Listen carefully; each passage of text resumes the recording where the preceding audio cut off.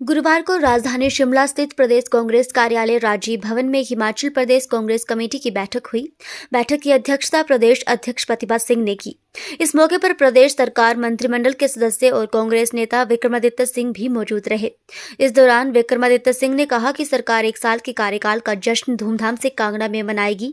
Congress party की राष्ट्रीय महासचिव प्रियंका गांधी वाड्रा इसमें मुख्य अतिथि शामिल होंगी। उन्होंने कहा कि हिमाचल प्रदेश में कांग्रेस सरकार का 1 साल का कार्यकाल पूरा होने जा रहा है, जिसको लेकर जिला कांगड़ा में 11 दिसंबर को कार्यक्रम भी आयोजित किए जाने वाला है। उन्होंने कहा कि इसमें कांग्रेस पार्टी की राष्ट्रीय महासचिव प्रियंका गांधी वाड्रा मुख्य अतिथि के तौर पर शामिल होंगी। विक्रमादित्य सिंह ने कहा कि 1 साल का कार्यकाल चुनौतीपूर्ण रहा, लेकिन सरकार ने हर क्षेत्र में काम किया है। उन्होंने कहा कि सरकार चरणबद्ध तरीके से गारंटियों को पूरा कर रही है। इस दौरान विक्रमादित्य सिंह ने केंद्र सरकार पर भी निशाना साधा। उन्होंने कहा कि प्रदेश सरकार अपने स्तर पर हर संभव प्रयास कर रही है, लेकिन उन्हें कहना पड़ रहा है कि केंद्र उनका सहयोग नहीं कर रहा। उन्होंने कहा कि जो सहयोग केंद्र की ओर से मिलना चाहिए था वो प्रदेश सरकार को नहीं मिला। वहीं 5 में से 3 राज्यों में भाजपा की सरकार बनने को लेकर विक्रमादित्य सिंह ने कहा कि 3 राज्यों में भले ही उन्हें शिकस्त मिली हो, लेकिन उनका वोट प्रतिशत नहीं घटा है। हालांकि उन्होंने हार स्वीकार की और कहा कि कार्यकर्ताओं का मनोबल बढ़ाया उनका दायित्व है। आने वाले लोकसभा चुनाव में कार्यकर्ताओं का हौसला अफजाई और मजबूती के साथ उनके साथ खड़े रहेंगे। विक्रमादित्य सिंह ने कहा कि भाजपा का हिंदुत्व कार्ड हिमाचल प्रदेश में कामयाब नहीं होगा। कांग्रेस पार्टी के सरकार का 1 साल का कार्यकाल हिमाचल प्रदेश के अंदर पूरा होने जा रहा है, लगभग हो चुका है और 11 तारीख को इस संदर्भ में एक रैली का आयोजन जिला कांगड़ा में रखा गया है, जिसमें हमारी नेता कांग्रेस पार्टी की राष्ट्रीय महासचिव आदरणीय श्रीमती प्रियंका गांधी वाड्रा जी इसमें मुख्य अतिथि के रूप में उपस्थित रहेगी। आदरणीय मुख्यमंत्री जी, सभी पार्टी की माननीय अध्यक्षा श्रीमती प्रतिभा सिंह जी और सभी कांग्रेस पार्टी के वरिष्ठ नेता इस उपलक्ष्य में उपस्थित रहेंगे। और 1 साल के कार्यकाल में मैं समझता हूं कि हालांकि ये 1 साल बहुत चुनौतियों भरा रहा है। आप जानते हैं कि किस तरीके से प्रदेश को नुकसान इस पूरे 1 साल के कार्यकाल में, खास करके बारिशों के सीजन में हमको देखने को मिला। करीबन 10-12 हज़ार करोड़ रुपए का नुकसान प्रदेश को हुआ। उसके बावजूद हमने मिलकर अपनी सभी बातों को पूरा करने का प्रयास भी किया है, बहुत सी चीज़ों को पूरा भी किया है। ओल्ड पेंशन स्कीम को प्रदेश के अंदर लागू किया है और जो भी और हमने चुनावी वादे किए हैं उनको भी चरणबद्ध तरीके से मुख्यमंत्री जी और प्रदेश सरकार पूरा कर रही हैं, इसमें कोई दो राय नहीं है। और इसके साथ साथ शिक्षा के स्तर को बढ़ाने के लिए जो मॉडल स्कूल्स हर विधानसभा क्षेत्र में खोलने का निर्णय लिया गया है।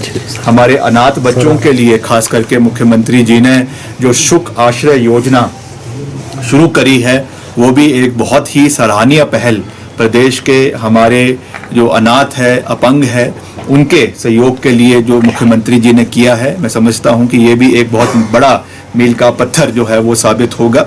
इसके साथ साथ चाहे हमारे कर्मचारी हैं, चाहे हमारे बागवान हैं, किसान हैं और युवा साथी हैं, रोजगार मैं जानता हूं कि एक बहुत बड़ा चैलेंज भी है रोजगार देना। उसके लिए भी महत्वपूर्ण कदम उठाए जा रहे हैं, जो उसमें सोलर एनर्जी को बढ़ावा देने के लिए और ई टैक्सीज के लिए 50% सब्सिडी जो सरकार ने रखी है, जिसमें करीबन 800 करोड़ रुपए का बजट, 850 करोड़ रुपए का बजट सरकार की ओर से दिया गया है, जिसमें हर क्षेत्र में, हर जिले में, हर इलाके में ई टैक्सीज को बढ़ावा देने के लिए 50% की सब्सिडी सरकार की ओर से दी जा रही है। और सरकारी क्षेत्र में भी ये आदेश दिए गए हैं कि जो भी आने वाले समय में नई गाड़ियां ली जाएगी वो इन्हीं ई टैक्सीज के माध्यम से चलाई जाएगी, ताकि हमारे स्थानीय युवाओं को रोजगार के साधन जो है वो मिल सके।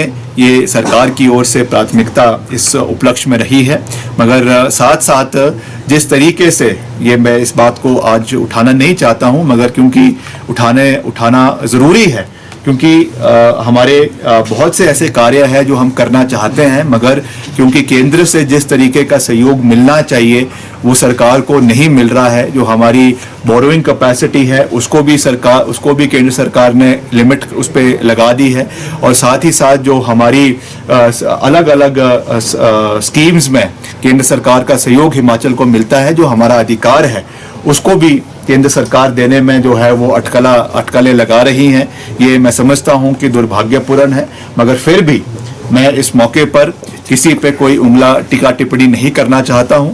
मैंने अंदर अभी पार्टी के सभी कार्यकर्ताओं से भी यही निवेदन किया है कि हमको मिलकर इन विपरीत परिस्थितियों में भी मिलकर हिमाचल प्रदेश के हर वर्ग की आवाज़ को उठाना भी है, उन्हें पूरा भी करना है, और खास करके युवा वर्ग के लिए रोजगार के नए साधन जो कैसे पैदा करने हैं उसके ऊपर भी हम सरकार लगातार चिंतन कर रही है।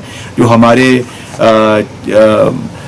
हमारा जो सिलेक्शन बोर्ड था हमीरपुर में, उसका रीऑर्गेनाइज करके वहाँ पे चयन आयोग जो है बनाने का सरकार ने निर्णय लिया है। बहुत जल्द उसमें सारी रिक्रूटमेंट्स शुरू हो जाएगी, और जो उसमें एक बहुत बर्निंग इशू हमारे JOAITs का था, उस पर भी मुख्यमंत्री जी से हमने 2-3 दिन पहले भी बात करी है। उनका सारा प्रोसेस जो है बहुत जल्दी शुरू करवा दिया जाएगा, और भी जो हमारे युवाओं के लिए किस तरीके से हम रोजगार के नए साधनों को पैदा कर सकते हैं उसके ऊपर लगातार कार्य हो रहा है।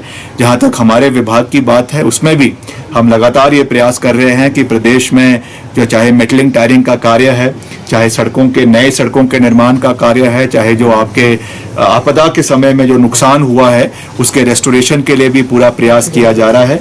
मगर उसमें भी एक कड़वा सच है, जो मैंने पीछे कुछ दिन पहले पत्रकार वार्ता में भी आपके साथ जग जाहिर किया था, कि हमको चाहे रिलीफ एंड रिहेबिलिटेशन में, चाहे डिजास्टर में, चाहे SDRA का, चाहे NDRF का जितना पैसा केंद्र सरकार से मिलना चाहिए था वो अभी तक हमको नहीं मिला है, जिसमें करीबन 250 करोड़ रुपए तो लोक निर्माण विभाग का ही है, जो NDRF के तहत और SDRF के तहत केंद्र सरकार से हिमाचल को मिलना है और आगे लोक निर्माण विभाग को मिलना है। तो मैं ये बात आपको इसलिए जग जाहिर कर रहा हूं क्योंकि हम तो अपनी ओर से पूरा प्रयास कर रहे हैं, जो संसाधन है उसमें हम प्रयास कर रहे हैं, मगर कहीं ना कहीं हमारे भी हाथ जो है वो थोड़े बंधे हुए हैं। इसलिए हम आज केंद्र सरकार से भी मैं ये निवेदन करना चाहूँगा कि राजनीति अपनी जगह है, मगर जब विकासात्मक कार्यों की बात आती है तो निश्चित तौर से आपको हिमाचल प्रदेश के लोगों का समर्थन करना चाहिए, हिमाचल प्रदेश की सरकार का समर्थन करना चाहिए, ताकि मिलकर हम प्रदेश में विकास के कार्यों को हिमाचल प्रदेश के हर इलाके में आगे बढ़ाने में अपना योगदान जो है वो दे सकें। तो मैं कुल मिलाकर यही कहूँगा कि 1 साल का कार्यकाल पूरा हुआ है, बहुत से चीज़ों को हमने पूरा किया है, अगर कोई कमी पेशी भी रही है उनको भी गंभीरता पूर्वक आने वाले समय में मुख्यमंत्री जी की अध्यक्षता में पूरा किया जाएगा, इसमें कोई दो राय नहीं है।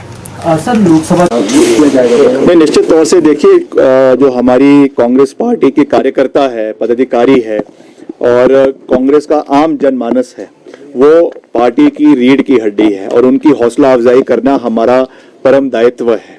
इसलिए निश्चित तौर से मैं ये नहीं कहूँगा कि जो शिकस्त हमको, हालांकि हमारा वोट परसेंटेज जो छत्तीसगढ़ में, मध्य प्रदेश में और राजस्थान में है, वो जितना पिछले चुनावों में था उतना ही है, सेम वो वोट परसेंटेज है। मगर ये जरूर है कि भाजपा का वोट परसेंटेज जो है वो कई गुना बड़ा है, मगर हार होती है और निश्चित तौर से उसका एक साइकोलॉजिकल इफेक्ट रहता है। मगर हमने अपने कार्यकर्ताओं से ये निवेदन किया है कि आपको अपना हौसला अफजाई पूरी मजबूती से करनी है। हम मिलकर, हिमाचल की परिस्थितियां अलग है, हिमाचल की डेमोग्राफी अलग है, यहाँ का रूपरेखा अलग है, और जो हिंदुत्व कार्ड ये मध्य भारत में या और प्रांतों में चलाने की कोशिश करते हैं, वो हिमाचल में चलने वाला नहीं है।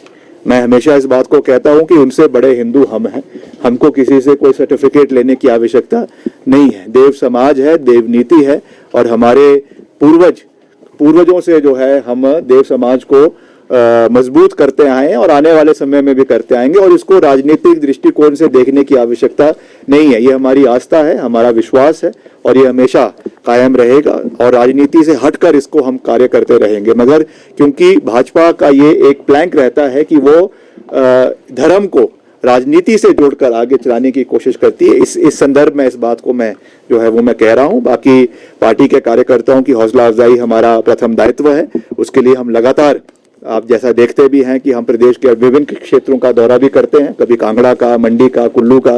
लगातार पार्टी के कार्यकर्ताओं से भी संवाद किया जा रहा है। कमी पेशियां रह भी जाती है, इसमें भी कोई दो राय नहीं है, तो इसलिए उनकी बातों को सुना भी जाएगा, उस पर तवज्जो भी दिया जाएगा और मिलकर हौसला अफजाई के साथ हम मैदान में उतरेंगे और आगामी जो हमारे लोकसभा के चुनाव है उसमें कांग्रेस पार्टी को जिताने के लिए हर संभव प्रयास किया भी जाएगा और फतेह हासिल करेंगे भी।